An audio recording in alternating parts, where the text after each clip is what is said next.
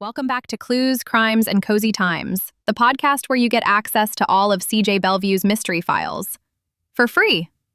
I'm Thea Graves, host of Fact or Fright, and this is Percy. Tonight's investigation takes us to the historic Norwood Inn, where social media influencer Sabrina Sperling ended up taking a walk to a morgue instead of down the aisle. The official story is suicide. The locals say murder. Who's right? Let's find out. Deadly Ever After. The Boo Files, Book 1, written by CJ Bellvue, read for you by 11 Labs.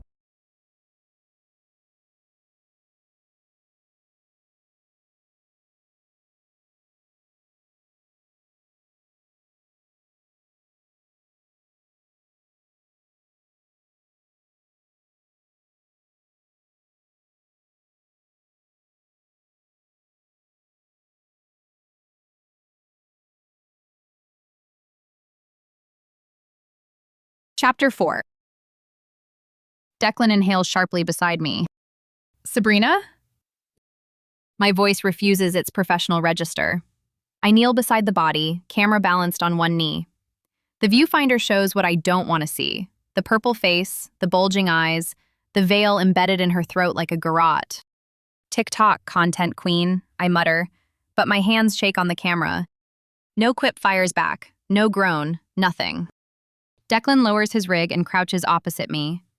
He reaches out, hesitates, then sets 2 fingers to her neck, careful to avoid the twisted lace. A pause. He moves to the wrist. Another pause. "What?" I demand, though I already know from the grayscale of his face. No pulse. Air constricts in my chest. I force myself to breathe through it. Check again. She's wearing an Apple Watch. Maybe it's blocking the pulse point. He checks the other wrist, fingers gentle against her cold skin, then shakes his head. "She's dead, Thea." I steady the lens, my brain flipping to autopilot. The viewfinder creates necessary distance between me and what I'm seeing. Her eyes, only one fully visible through the lace, stare past me, vacant. Irises glazed in the infrared light. The veil runs from her throat to the balcony railing in a taut line. Someone tied it there. Knotted it with precision, with intent. The staging is too perfect, too deliberate. Like whoever did this wanted us to see the parallel to Hester's death. Declan's voice cuts through my analysis. "We need to call 911. I swallow hard against the metallic taste flooding my mouth. "We're in the world's biggest dead zone. Use the lobby landline." He stands too quickly, rig wobbling. Stay here. He backs toward the door and nearly trips over a discarded champagne flute. Don't touch anything." Wasn't planning on it. He disappears into the corridor, footsteps fading to nothing. I switch to a wider shot, forcing myself to catalog details. The veil is cinched tight, twisted like a rope. The lamp base lies shattered beside her, heavy brass fragments scattered outward, impact from above, not a fall. Someone knocked it over during the struggle or after to stage the scene. One earring is missing. The left diamond stud remains, and her right earlobe is bare. A small tear in the lobe like it was ripped out. A thin slice across her cheek, superficial, barely bleeding. She caught it on something during a struggle. Her nails, 2 are broken, torn down to the quick. She fought, clawed at the veil, at her attacker, at something. I take photos of everything, my hands steadier now that I have a task. 4 hours ago, Sabrina was shrieking karaoke. Now she's evidence. A faint creak echoes overhead, like someone pacing in the attic. I shift my weight, skin prickling. Something else glints on the carpet near her outstretched hand. Her phone. Its glitter-pink case cracked but still sparkling. The screen is spiderwebbed, but I can see it's unlocked, frozen on her camera app, like she was trying to record something. Or someone. I edge closer, careful not to disturb the perimeter. The phone's camera lens points upward, toward the ceiling, as if her last act was trying to capture her killer's face. A shadow drifts across the cracked screen, not mine. A whisper of fur tickles my ankle. I jump. Spooky pads into view, fur bristling even in the dim light. He approaches the body, sniffs once, delicate, mournful, then sits. His tail curls around his paws. He stares up at me and meows, soft and plaintive, almost human in its grief.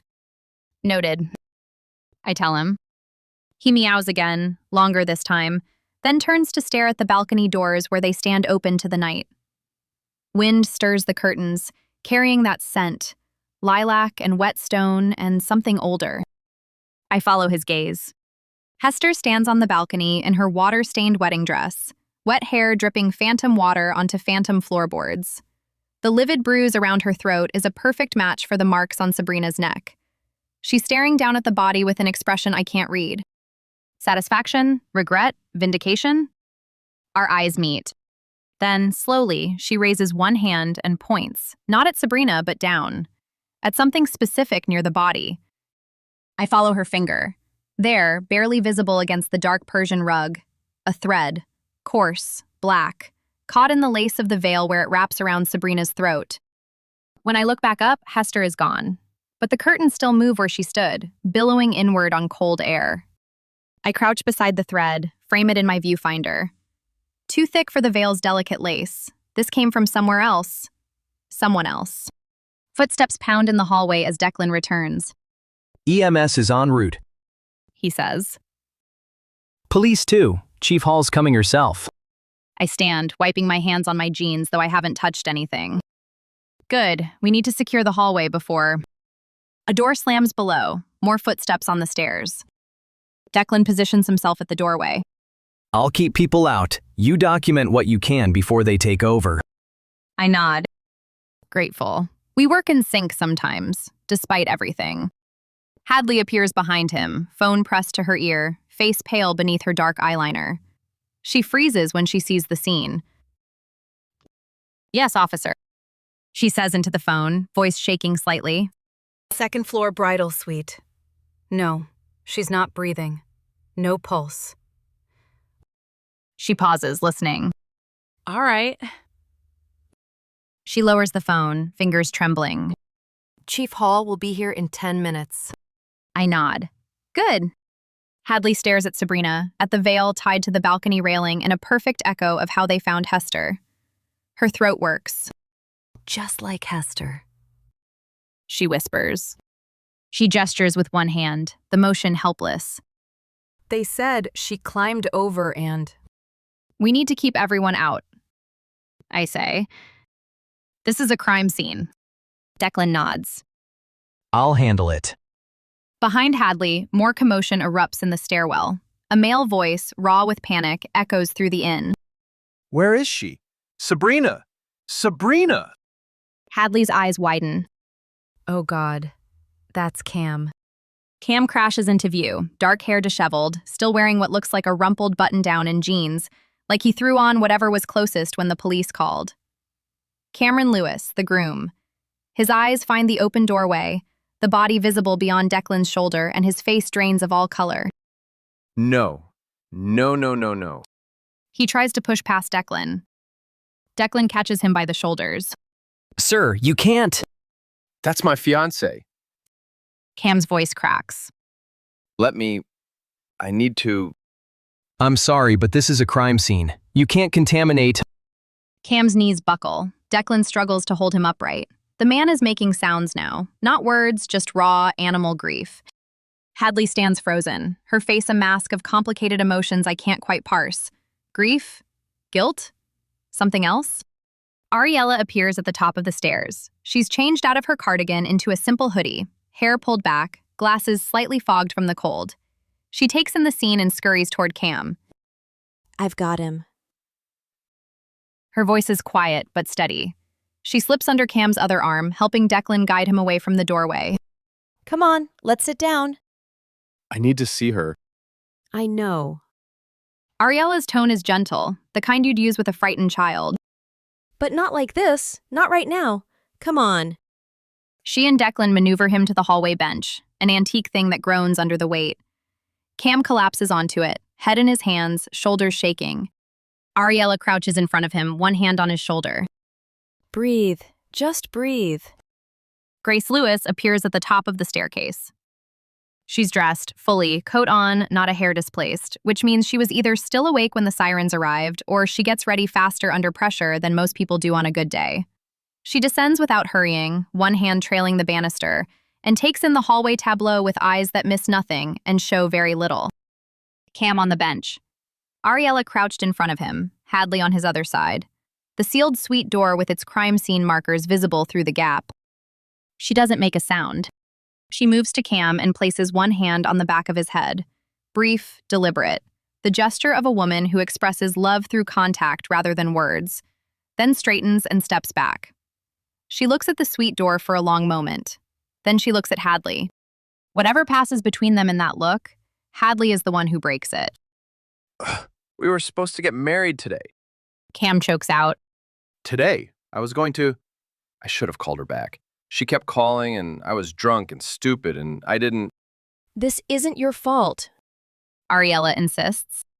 Hadley finally moves, kneeling beside the bench on Cam's other side. Her hand hovers near his back, not quite touching. Cam. He looks up at her, eyes red and swimming. Did you tell her? Hadley flinches. Yeah, I did. I should have told her months ago. I should have. His voice breaks again. It wouldn't have changed anything. Hadley says. She was angry, but she wasn't going to call off the wedding. She told me that. She was going to marry you anyway. Charlene opens her door, still in her pajamas, face washed clean of makeup. Oh, God. She sees Cam and immediately goes to him. Cam, I'm so sorry. More bridesmaids emerge, Becca, Jessica, the others, drawn by the sirens and commotion. When they realize what's happening, they cluster in the hallway, crying, holding each other. Ariella stays with Cam. Even when Charlene takes over the comforting, Ariella remains nearby, quietly fetching water when he asks, producing tissues from somewhere, speaking in low, soothing tones. She's good in a crisis. Declan murmurs, appearing at my elbow. Yeah. I lower my camera slightly. She is. Which makes her exactly the kind of person no one would suspect. Sirens wail louder now, close, maybe in the driveway. Red and blue lights strobe through the stairwell window. Declan moves to meet them. Ariella steps back, giving Charlene and the others space with Cam. Spooky pads out of the room, ears swiveling toward sounds I can't hear. His pupils dilate to black moons. He stops beside Ariella's feet, looks up at her, then sits.